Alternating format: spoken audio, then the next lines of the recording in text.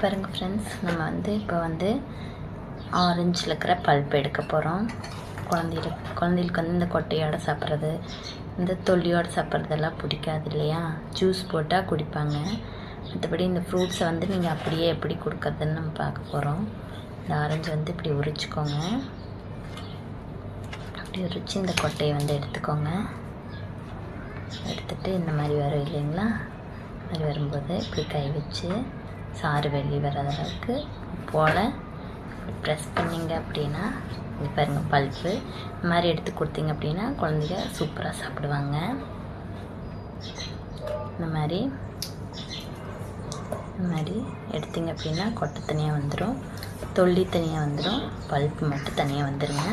சாறு அவ்வளோக்கா வேஸ்ட் ஆகாது. எடுத்து அப்படியே குழந்தைகளுக்கு கொடுக்கலாம். அதே மாதிரி நான் இன்னொன்று இதே மாதிரி உரித்து காமிக்கிற பாருங்கள். இது மாதிரி லைட்டாக பீட் பண்ணிக்கோங்க. அதுக்கப்புறம்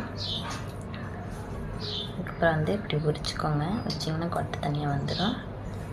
அதை எடுத்துகிட்டு இப்படி இறங்காமல் இது பண்ணிங்க அப்படின்னா தொல்லி தனியாக வந்துடும், பல்ப்பு தனியாக வந்துடும். இந்த பல்ப்பு இப்படி ப்ரெஸ் பண்ணிங்க அப்படின்னா இப்படி வந்துடும். ப்ரெஸ் பண்ணிங்கன்னா இந்த மாதிரி வந்துடும். இது குழந்தைகளுக்கு அப்படியே கொடுக்கலாம். தொல்லி தனியாக வந்துடுச்சு இல்லைங்களா?